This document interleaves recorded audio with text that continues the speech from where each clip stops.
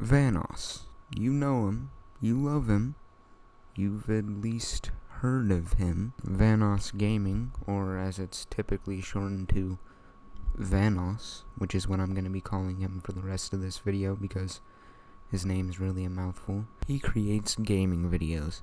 What a surprise, I never would have guessed given the name. But never mind me stating the obvious. He's not the only one in his Vanoss crew or Team 6 or whatever you want to call it. There's also other YouTubers such as I Am Wildcat or Terrorizer, Basically I Do Work, other ones. Plus the Vanoss crew's main focus is gaming. They're also no stranger to animations. You have the standard gamer animated videos, but you've also got unique ones like Team 6 or Vanoss's YouTube Red Show Paranormal Action Squad, which got cancelled after like 3 episodes. But whoopsie doopsie, I don't have YouTube Red, so I can't critique Paranormal Action Squad, and I don't want to critique Team 6. So what can I do? Oh yeah, Alpha Beta. This is brand new, and I haven't seen a lot of people talking about it. Well, it's not brand new, it's relatively new. It came out a few months ago. It's a pilot for an animated show that the Vanoss crew want to make that doesn't feature them directly. It instead features them voicing characters based off them, and we're gonna critique it today. Of course, I'm not one of those morons who decided it was a good idea to critique it before the full pilot even came out. I waited until it came out. I watched it, and then I watched it again, and then I realized that the theme song was really good. But we're not critiquing the theme song. Today is a true critique of Alpha Beta.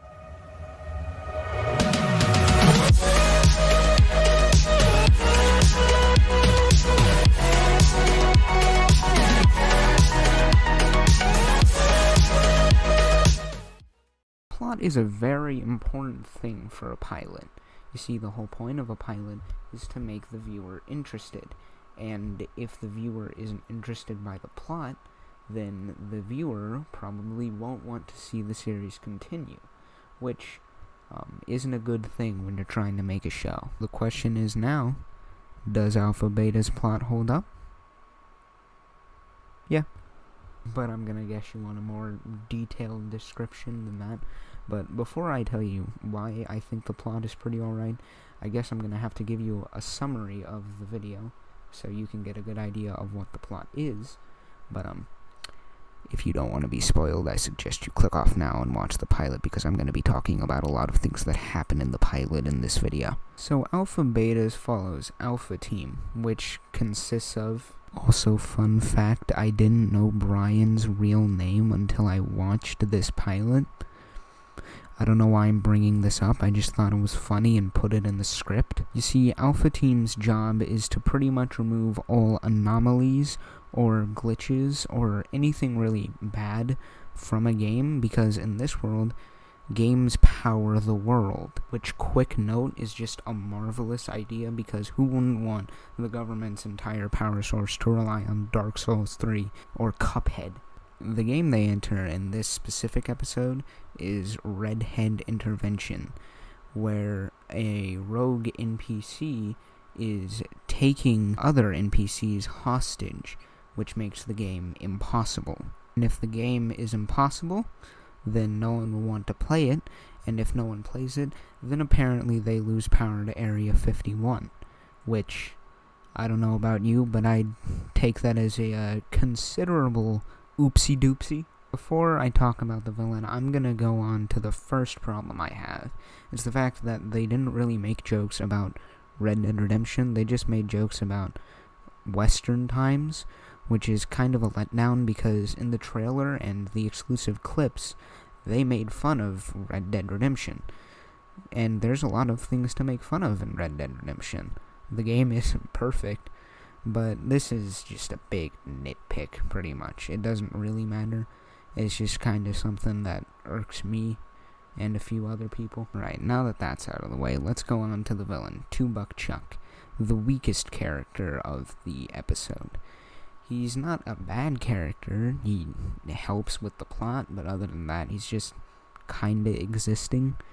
You don't really learn much about him, but there is a big plot twist with him at the end of the episode. He's not actually an NPC, but I'll get into that later. So after that, some stuff happens. They meet a prostitute.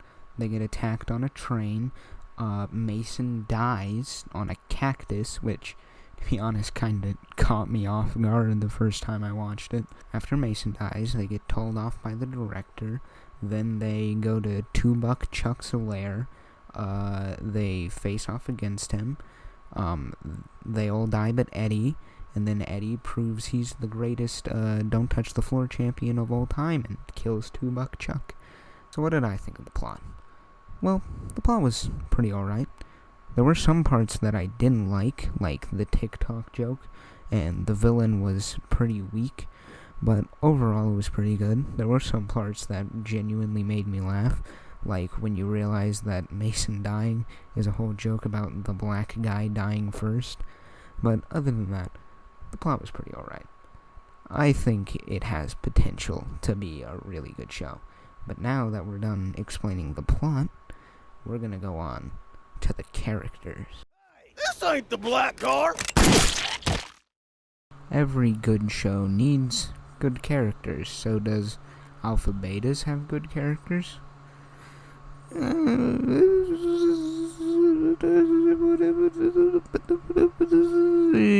Kinda. A few of the characters are alright. I liked everyone on the main crew, except for Wildcat, but he didn't really have much screen time, so I couldn't really judge his character. None of the characters really knocked me out of the park, so to speak. There were a few that I liked that weren't on the main crew, like Ruby. She's one of the side characters. She's their guy in the chair trope, so to speak, except she's a girl. I don't know where I'm going with this. Also, the director, or Allison, I think she was called. She was kind of funny. She's also the villain of the show, because she has Beta Team, not Beta Team.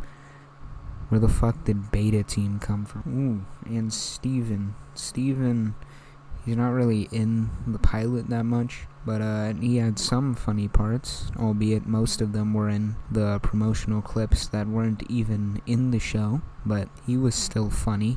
I liked him. He's also a robot. Would I say there's any characters I didn't like in this pilot? No. There weren't any that I, actively got annoyed at or hated, but a few that, didn't really land with me was the Auditor, who's voiced by the same voice actor for Jerry in Rick and Morty, and Buck, who's not really in the pilot as much. He gets shot in the leg, and that's one of the only funny jokes he makes, but other than that, he's not really in the pilot. Those are the only two. There's also Omega Team, but they are barely in the pilot, so I can't even judge any of them. Two of them don't even speak in the pilot. Can you dig it? The animation is pretty standard. It's not ugly like most adult cartoons, but it's not the greatest thing ever. I will say that some of the character designs I did like. I liked Mason's design the most. I think you can tell who my favorite character is, but the animation does look pretty smooth at some points. Not Disney smooth, but it looks pretty fluent. So obviously they had competent people working on this show. The character designs are pretty good. They lend themselves to the characters pretty well. You can obviously tell that Buck's kinda, unpredictable, and Mason's kinda a little done with this shit. They all are pretty good. I do think the weird blank pupil thing that they did for the characters kinda looks weird. It works for Mason because he's got glasses, and typically people will draw characters with glasses different than a normal character, but for the other ones, I think it would have been better to go with solid black pupils or maybe colored pupils. So overall, I enjoyed the animation.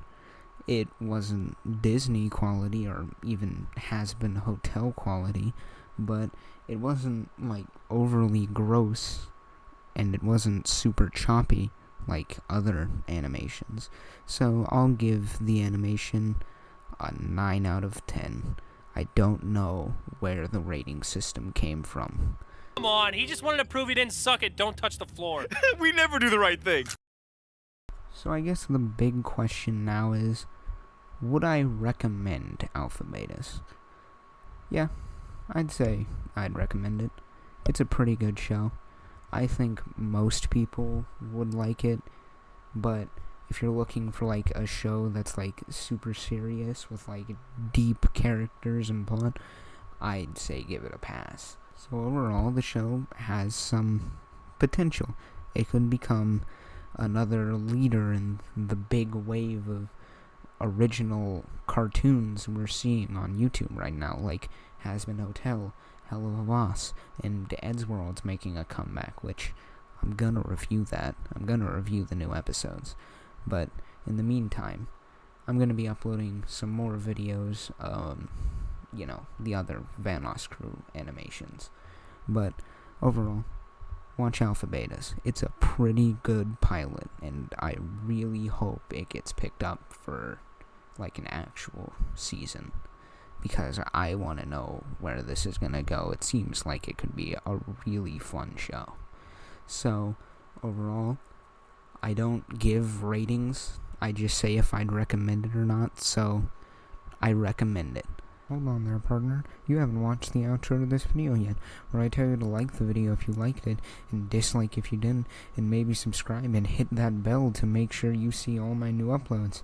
Oh, hit that bell. I don't like the way that sounds. And if you're feeling extra quirky today, you can maybe just follow me on Twitter, and you can catch some of my exclusive artwork on there, and maybe you can check in on my comic, The Violet Devil, which is coming out in 3 days as of the making of this video. But anyway, I'm gonna stop begging and plugging, and I hope to see you later.